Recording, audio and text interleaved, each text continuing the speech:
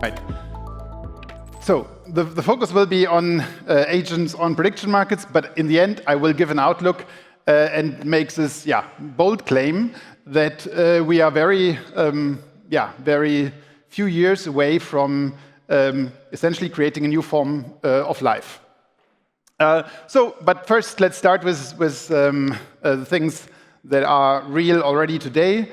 I assume most of you know about prediction markets, so essentially just markets to trade any possible future event and essentially try to get a likelihood for whatever topic you have. So currently it's getting quite a lot of traction to predict what's going on in the US, but also for other, basically for just every topic that's going on in the world.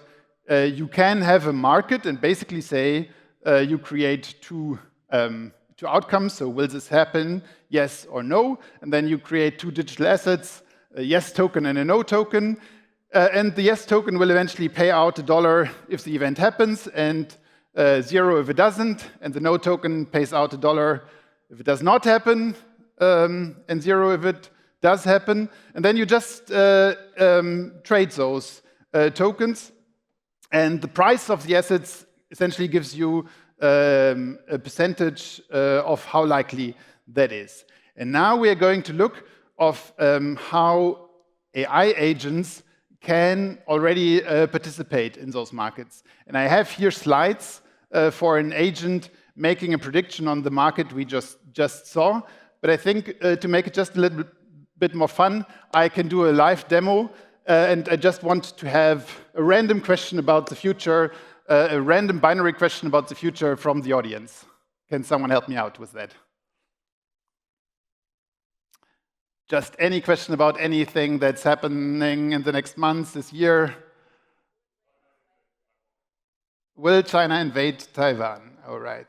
Will China invade Taiwan by the, let's say, by the end of 2025? All right. Let's see what our agent is doing.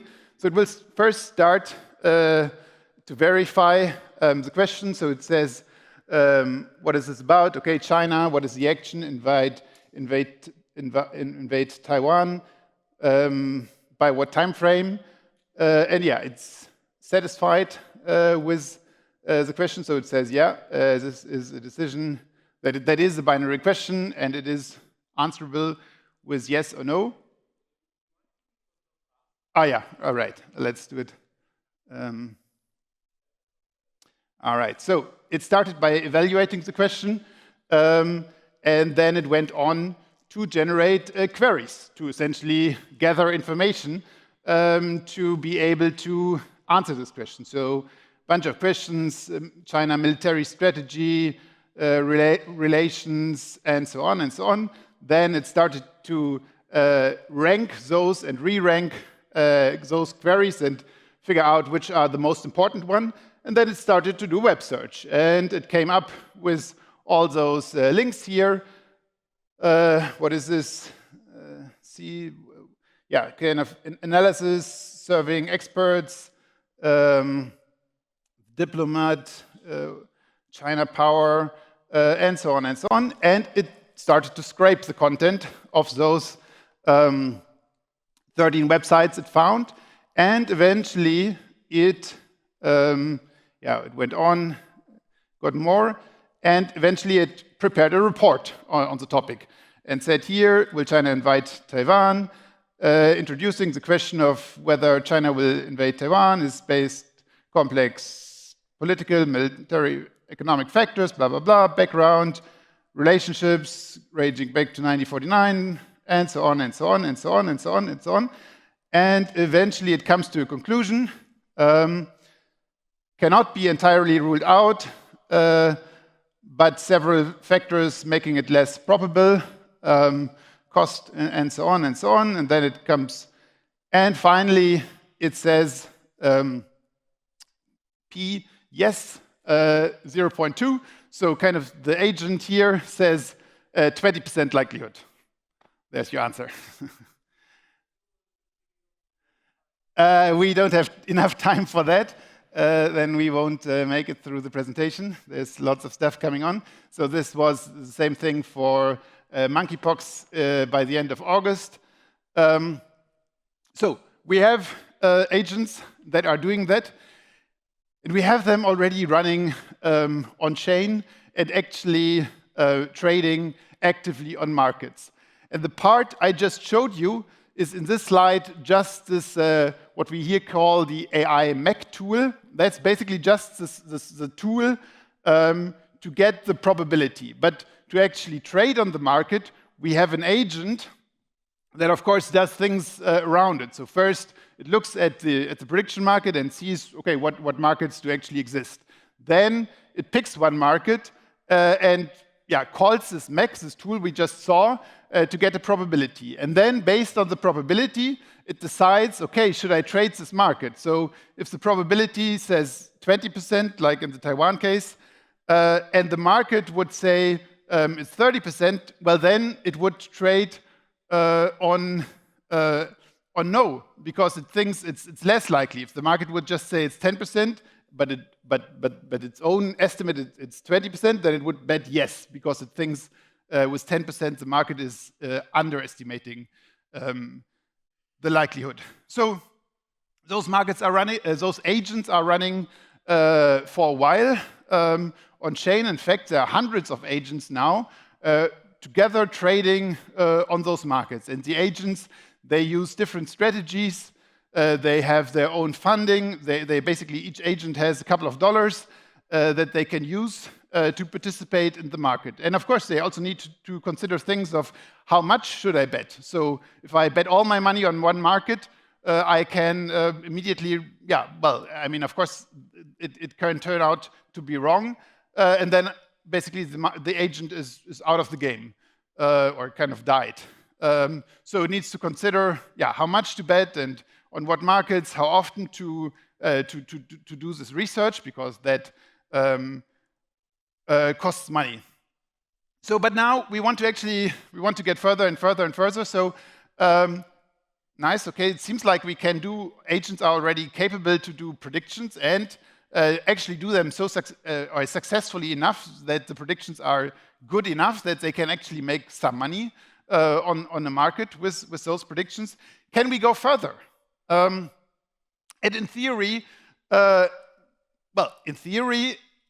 essentially every task that can be done by a remote worker, which I think quite a lot of work, that's true for quite a lot of work, can be done by agents in theory.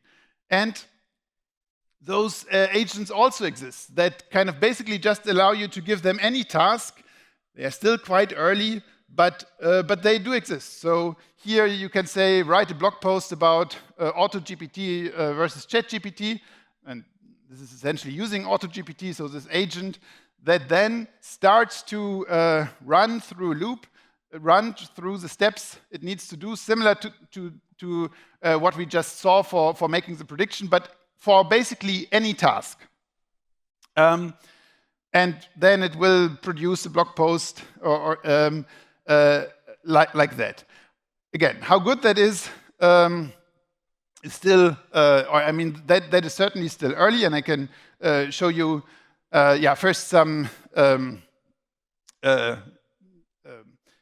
architecture essentially of those agents. So they have their goal.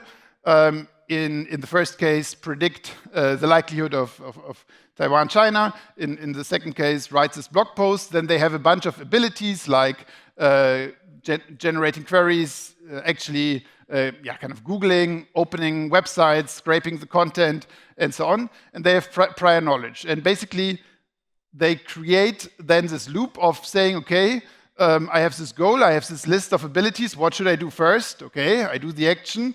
Then I get a result from my first action, and then again, I am again in the state. I have a list. I have still my goal. I have now additional prior knowledge because now I have the result of the first run essentially, and I still have my list of abilities. And again, the agent then picks an action and runs essentially until it comes closer to the goal. And I don't want to just different agent systems have slightly different architecture, but still very similar. You have here the planner. You have here this kind of plug-in system where you have essentially the abilities where you can easily give the agent new ability. And here we have even something slightly more sophisticated where this plug-in system is here, this global work space where you can get abilities from. And here you also have a multi-agent kind of judging system to decide what to do next.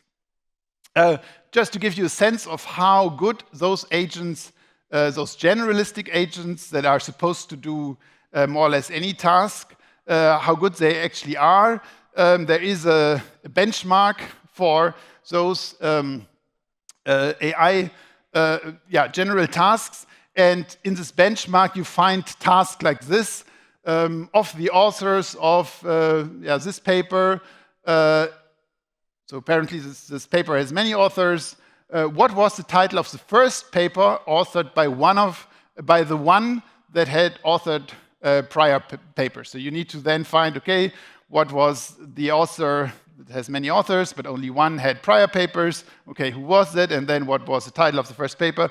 And here's then the answer. So basically, this is just kind of a test set of tasks. And here, even more slightly complex task is what animal is mentioned in this paper and in that paper and is also cited in the Wikipedia page, but not in the whatever. And here is kind of the manual solution of what you would need to do, which steps you would need to take to kind of figure this out as a human. So you first need to search for this one paper, then for the other, then write down the list of all animals mentioned, then compare which are, and so on and so on. And just again to give you a sense of how far those agent systems has come. So we saw the first task was a level 1 task that was still simpler, involving less steps. But the second thing was a level 3 question here.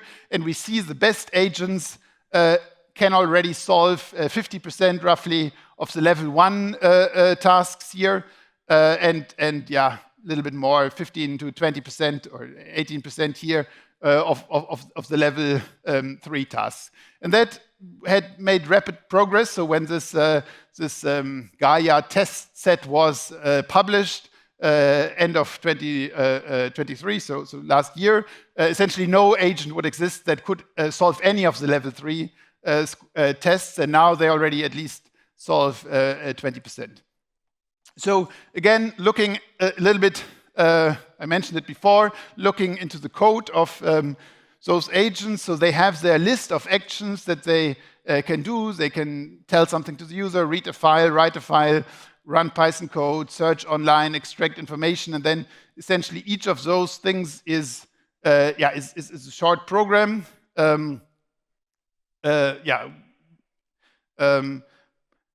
So the current design is those agents have a predefined list of actions they can pick from.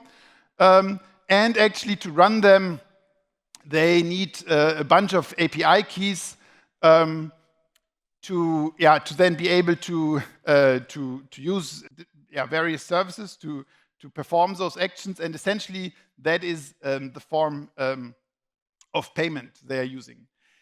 In the work we are doing with the agents I showed you earlier, we are advancing that design and are saying the list of actions that the agent can pick from does not have to be static and predefined.